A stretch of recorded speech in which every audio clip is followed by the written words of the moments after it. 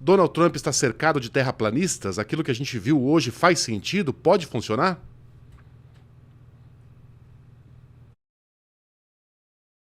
Ah lá, eu acho que tem um mudo aí no seu computador, porque o nosso aqui está Entender. abertíssimo. Agora sim, boa Ah, noite. desculpa, foi difícil dizer se ele está cercado de terraplanistas, né? Mas é seguro dizer que ele parece estar atirando para todos os lados nessa guerra comercial que se iniciou quando ele tomou posse lá em janeiro, mas que tem ganhado formas ali inesperadas, né? E muito mais abrangentes do que a gente esperava no começo do mandato. Ele tem firme expectativa de que isso vá ajudar a economia americana a ficar mais forte quando ela olha para dentro e não para fora. Mas isso a gente pode dizer que é sim um terraplanismo econômico, né? Muita gente acredita que impor tarifas para fortalecer a indústria doméstica é o melhor meio de se fazer, né, fazer um país crescer. E isso já é provado nos papers econômicos que não acontece.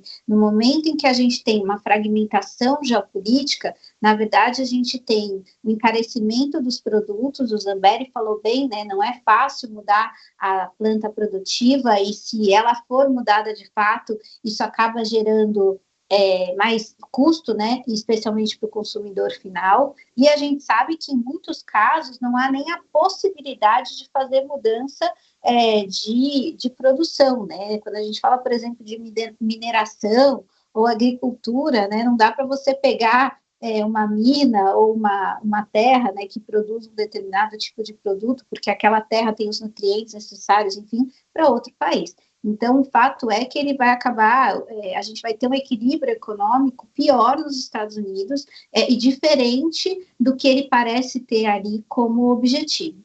O Zambelli estava falando também sobre o fato de, mesmo os produtos vendidos nos Estados Unidos, virem de outros países. Aliás, quase tudo, né? A gente quase não tem um selinho Made in America hoje em dia. Pega esse tablet, por exemplo. Esse é de uma marca sul-coreana, mas suponha que seja uma marca americana. Só aqui, de Estados Unidos, só vai ter a propriedade intelectual. Não, tem um, O chip de Taiwan, Taiwan recebeu uma porrada de 32%. teve um vídeo que foi muito usado na época logo depois do início da posse do Trump, que foi um influenciador, ele foi na loja na Trump Tower, que fica a lojinha de souvenirs do Trump, que fica ali na Quinta Avenida, e ele pegou todos os bonequinhos, bonés, camisetas, e não tinha nada para dar, tudo made in Taiwan, made in Vietnã, made in China, tal. Então ele usou muito assim, dentro enfim, da meca do trumpismo, né, que é a Trump Tower. Os produtos que são vendidos para os eleitores do Trump são todos produzidos fora do país. E por isso que eles são baratos. Se fosse produzido aqui, seria mais caro. O cara ainda brinca, né? É o meme do cachorrinho, né? Enfim, a hipocrisia. Exato. Então, Mas aí eu faço a pergunta para Marcela e jogo para a bancada também, porque tem esse um aspecto político. Só o chip, por exemplo, desse tablet aqui vai ficar o quê? 30%, 25% mais caro? Qualquer componente vai ficar muito mais caro. Os Estados Unidos tiveram uma inflação recente de 4, 5%, estavam arrancando a cueca pela cabeça. E aqui a gente está falando de uma inflação em potencial muito alta, uma pancada forte para quem já sofreu com a inflação no pós-pandemia. A partir de quando, Marcelo, o americano deve começar a sentir os efeitos desse tarifaço, que, aliás, já estão em vigor, né? É bom lembrar que essa inflação que chegou perto dos 2 dígitos, que para a série histórica americana é algo muito fora, né, do que eles estavam acostumados, ela não tinha sido totalmente controlada quando o Trump assumiu. A inflação dos Estados Unidos tem como meta 2%, é o que o Banco Central americano entende como aceitável. Ela estava girando ali entre 2,5% e 3%. E estava ok comparado com aqueles piores momentos, mas tinha muito a melhorar. Uma vez que o Trump coloca essas tarifas e esses produtos provavelmente vão ficar mais caros, e numa economia que ainda estava, né, muito pujante nos Estados Unidos, existe a possibilidade muito grande de que essas margens, né, esse custo mais caro, seja repassado para o consumidor final, para que as empresas consigam manter ali a sua margem de lucro. Agora, quando isso vai acontecer, é difícil cravar, mas deve demorar algum tempo. Por quê? Em primeiro lugar, desde que o Trump assumiu, houve um aumento muito grande de importação nos Estados Unidos. Esse primeiro trimestre do ano, teve um aumento fora do comum das importações, porque as empresas estavam tentando manter aquele preço antigo.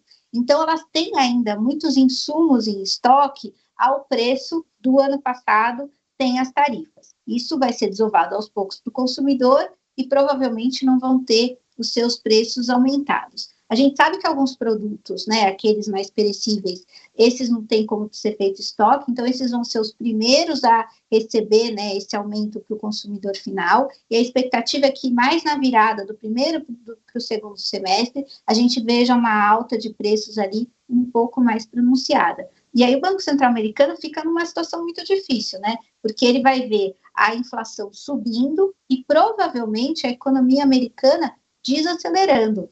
A gente chama isso de custo da incerteza. Essa incerteza toda que a gente viu no primeiro trimestre pode gerar, inclusive, um PIB negativo, né? Um decréscimo da atividade econômica americana, e isso pode ter reflexos também no segundo trimestre. Isso acaba sendo muito ruim. E a gente está só falando do primeiro passo do tarifaço. A gente está falando aqui das tarifas que o Trump colocou sobre os demais países. Agora a gente provavelmente vai ver algum tipo de retaliação vindas desses países que sofreram essas medidas, né, que são os objetos dessas medidas. Então, a gente ainda vai ter muita acomodação a ser feita até que a gente entenda o preço, qual vai ser o efeito final. Agora, você imagina, a gente está aqui analisando, né, eu como economista, para entender a economia americana, mas você imagina numa empresa que precisa fazer fechamento de compras ali para a semana que vem, para ter estoque, para ter produção. Você imagina como é que essa empresa toma qualquer tipo de decisão nesse cenário, né? O custo da incerteza já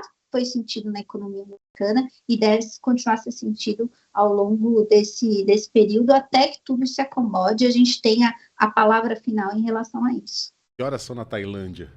Aqui levaram uma porrada de 36%. Imagina como é que tá o clima por lá. Imagina agora, nesse momento, o CEO de uma montadora asiática, que quase metade do mercado dela está nos Estados Unidos, né? Que esse cara vai... Né? Esse cara já acordou, né? Mas como é que vai ser o dia desse cara? Né? Como é que tá o escritório da Hyundai? Né? Exatamente. Enfim, uma quarta-feira agitada, Ellen.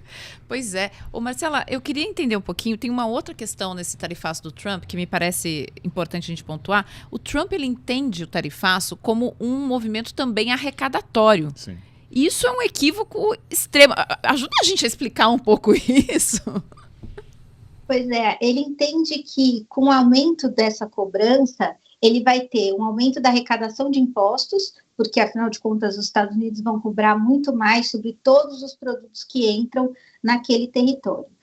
E os Estados Unidos estão vivendo uma época em que o déficit público, ou seja, as contas públicas, estão no negativo de uma forma também historicamente preocupante, né? Só para ter uma ideia, a dívida líquida em relação ao PIB está no mesmo patamar, ali muito próximo do patamar do final da Segunda Guerra Mundial, quando os Estados Unidos tinham ali um gasto muito grande com defesa e com a ajuda dos países aliados. Bom, ele tem isso como objetivo também, né, quando ele coloca as tarifas, mas é importante lembrar que a arrecadação de vinda dessas tarifas, ao longo da história americana, representou menos de 2% do que os Estados Unidos arrecadam. Então, é um percentual muito pequeno e não deve ser suficiente para salvar o orçamento público.